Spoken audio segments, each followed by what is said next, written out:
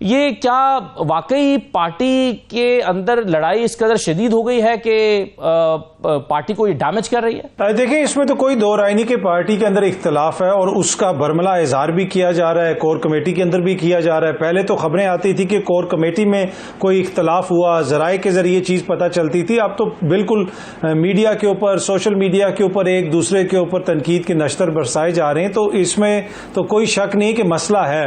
हाँ, अब ये जो 2 ग्रुप बन गए या 3 ग्रुप बन गए, क्या इससे पार्टी का वजूद खतरे में पड़ गया? नहीं, उससे मुझे नहीं लगता। इस वक्त आपको पता है कि जिस तरह का हमने मुजाहरा देखा, जो वोट बैंक की सूरत में नजर आया आपको 8 फरवरी को, या दीगर जगहों के ऊपर जहां पे ज़िमनी इंतखाबात वगैरह भी हुए, वोट जो है वो इमरान खान साहब का है। उनकी जमात क्या इस वक्त खतरे में है? वो ये धड़ाबाजी से कोई इलेक्टेबल्स चले जाएंगे, उससे कोई फर्क नहीं पड़ेगा। लेकिन यकीनन किसी भी सियासी जमात के अंदर अगर इस तरह के इख्तलाफात होंगे और एक दूसरे के खिलाफ बयानात दिए जा रहे होंगे, तो वो कोई अच्छी चीज तो नहीं है। इससे उनकी सियासत को फायदा तो नहीं होगा। लेकिन क्या ये इख्तलाफात इमरान खान की सियासत का जो मुस्तकबिल है उसका, जिन लोगों ने जेलें काटी उनको, काज़मी साहब, क्या बुनियादी नुक्ता इख्तलाफ ये है कि जिन लोगों ने जेलें काटी, मुश्किलात सही, उनको पार्टी में ओहदे नहीं मिले, बाकी लोगों को ओहदे मिल गए हैं? बार बार शानदाना कहती हैं जी मैं तो कोर कमेटी में नहीं हूँ, कोर कमेटी में शायद कुछ और लोग आ गए हैं, फिर कुछ सीनियर लीडरशिप है उन पर कुछ और तरह के भी इल्ज़ाम लगाए गए हैं कि जी सेनेट के लिए टिकटें फ़रोख्त करने का, इस तरह की भी चीज़ें हैं कि अपनी मर्जी के लोगों को नवाजा गया है। देखिए, बहुत सारे इस तरह के इल्जामात हैं और हर किसी की अपनी अपनी ग्रीवियंस है। हर कोई कहता है कि मेरी खिदमात या मेरी कुर्बानियां ज्यादा हैं।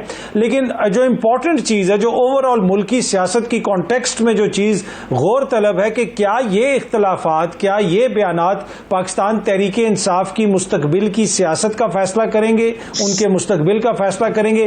कतन ऐसी सूरत हाल नहीं है। ये न्यूसेंस तो हो सकता है, कुछ वक्त के लिए हेडलाइंस तो बना सकते हैं, लेकिन ना ये जमात को खत्म कर सकते हैं, ना इस वक्त उनका जो वोट बैंक है उसके अंदर किसी किस्म का डेंट डाल सकते हैं। तो मैं इसको उतना सिग्निफिकेंट नहीं समझता जितना सिग्निफिकेंट इसको शायद दीगर लोग समझते हो।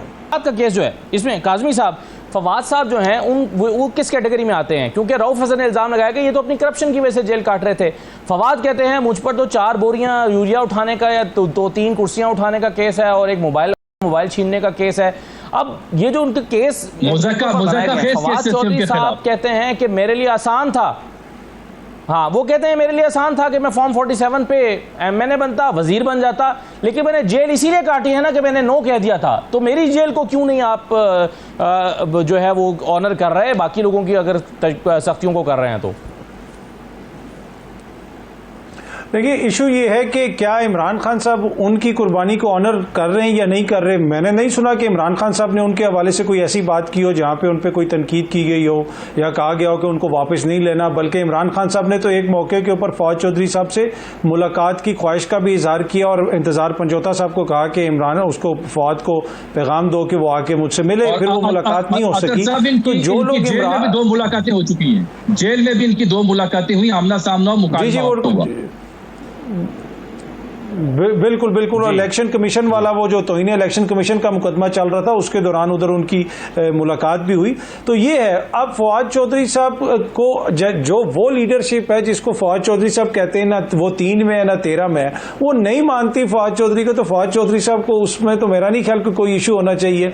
वो तो कहते हैं कि ये लोग तो इस काबिल ही नहीं है कि जनाब ये कोई पार्टी को संभाल सके, तो वो लोग तनकीद कर रहे हैं। तो मेरे ख्याल में ये एक वो ऐसी चीज है कि जिसमें मुझे नहीं लगता कि किसी की भी तनकीद से किसी को इस वक्त फर्क पड़ेगा। पर यह एक चीज है कि एक ऐसे मौके के ऊपर जब इमरान खान साहब के जो केसेस हैं वो बड़े क्रिटिकल मराइल में हैं, जो मखसूस नशिस्तों वाला मसला है वो बड़ा एक क्रिटिकल केस है, उसमें अगर वो मिल गई उनको तो क्या कुछ आगे हो सकता है। ऐसे मौके के ऊपर एक दूसरे के ऊपर तनकीद के बजाय जो तवज्जो मुखालफिन पे होनी चाहिए थी वो नहीं है। तो मेरे ख्याल में कुछ लोग जमात के अंदर फवाद चौधरी साहब के हवाले से बड़ी पॉजिटिव व्यू रखते हैं और कुछ उनके जो बड़े करीबी दोस्त हैं वो जाती तौर पे उनसे बड़े मायूस हैं कि जनाब आपने आके सीधी जमात पे चढ़ाई कर दी है। कोई तरीके से चीज़ों को देखें। और ये वो लोग हैं जो जिनको फवाद चौधरी साहब का ग्रुप कहा जाता था, तो वो अंदर से तनकीद भी कर रहे हैं कि आपको ऐसा नहीं करना चाहिए, आपने अगर जगह बनानी है तो आपको इंतजार करना पड़ेगा। अब ये नहीं हो सकता कि अचानक जो है बाहर बैठे हुए आपको कोई लीड रोल मिल जाए। तो ये दोनों राय इस वक्त जमात के अंदर पाई जाती है, लेकिन इसका हतमी फैसला वही है, वो इमरान खान साहब ने करना है। मेरे ख्याल में जब वो बाहर आएंगे तो फवाद चौधरी साहब का जमात के अंदर जाना मुझे कोई ज्यादा मुश्किल नहीं लगता। फिर ठीक है, ये जो कल ओन चौधरी ने प्रेस कॉन्फ्रेंस की है उसमें काजमी साहब आप पहले राय मैं आपसे ले लूं फिर बाकियों से भी, कि ये जो कह रहे हैं कि जी जो पीटीआई एंटी स्टेट कार्रवाइयों में मुलव्वस है, यानी अगर आप एक लॉबिंग फर्म को हायर करके कहते हैं कि इमरान खान को गलत गिरफ्तार किया गया है और उसमें कानूनी तकाजे पूरे नहीं किए गए और आप अक़वाम मुत्तहिदा को अप्रोच करते हैं, अक़वाम मुत्तहिदा हुकूमत पाकिस्तान समेत मुख्तलिफ चीज़ों का जायज़ा लेकिन हुकूमत पाकिस्तान का मौक़िफ़ भी लेने की कोशिश करता है और वो रिपोर्ट देता है कि हाँ वाकई कानूनी तकाजे पूरे नहीं हुए, तो अक़वाम मुत्तहिदा की रिपोर्ट का आना क्या ये बात साबित करता है कि पीटीआई एंटी स्टेट एक्टिविटीज़ में मुलव्वस है? देखिए, पहली बात तो ये है कि अक़वाम मुत्तहिदा से इंतहाई खुफिया ज़राए ने बताया कि ओन चौधरी साहब जब से मैदान में आए तो ये रिपोर्ट अब सारी उल्टने वाली है। रिपोर्ट होगी और अमरीकी कांग्रेस भी अब सोच रही है कि वो अपनी करारदाद वापस ले, इसलिए कि अब ओन चौधरी साहब मैदान में आ गए हैं। और आपको पता है कि इससे वाज़ेह है कि हुकूमत का बयानिया कितना मजबूत है और कितनी संजीदगी से वो इस सारे मामले को ले रहे हैं। और मैदान में आ गए हैं, वो बानवे के वर्ल्ड कप को भी कह रहे हैं मुस्लिम बारिश के साथ जितवाया गया था पाकिस्तान को, ये अंदाजा करें ऐसे बन रहा है। जी सही है। तो मसला ये है कि देखें, अगर बात यहाँ तक पहुँच गई है कि जी अब ओन चौधरी साहब आके ये कहेंगे तो उसके ऊपर कोई फैसला करेगा, ऐसी बात नहीं है। देखें, बहुत सारे मामलात हैं जो ममालिक के अंदर होते हैं और ममालिक की ख्वाहिश होती है कि कोई और उसमें मुदाखलत ना करे, लेकिन चीज़ें इस नहज पे क्यों पहुँची अभी यहीं पर बात हो रही। इसी प्रोग्राम के अंदर हमने बात की है कि जी केस जो मर्जी हो, इमरान खान को भी नहीं छोड़ना।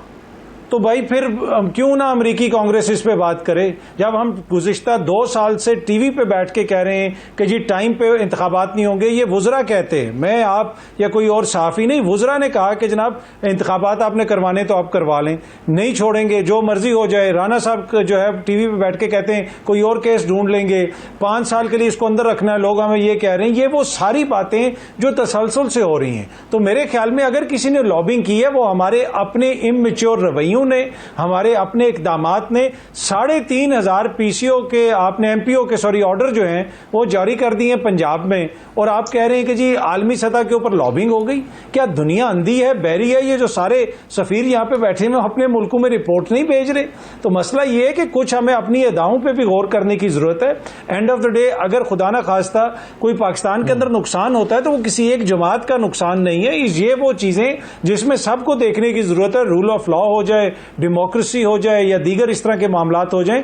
तो मुझे ये लगता है कि अपना जो हमारा रवैया है वो एक मेजर किरदार है इसके अंदर, जिसकी वजह से इस तरह के हालात का हमें सामने करवाने तो आप करवा लें, नहीं छोड़ेंगे, जो मर्जी हो जाए। राना साहब जो है टीवी पे बैठ के कहते हैं कोई और केस ढूंढ लेंगे, 5 साल के लिए इसको अंदर रखना है, लोग हमें ये कह रहे हैं। ये वो सारी बातें जो तसलसल से हो रही हैं। तो मेरे ख्याल में अगर किसी ने लॉबिंग की है वो हमारे अपने इमैच्योर रवैयों ने, हमारे अपने इकदामात ने 3,500 पीसीओ के आपने एमपीओ के ऑर्डर जो हैं वो जारी कर दिए पंजाब में,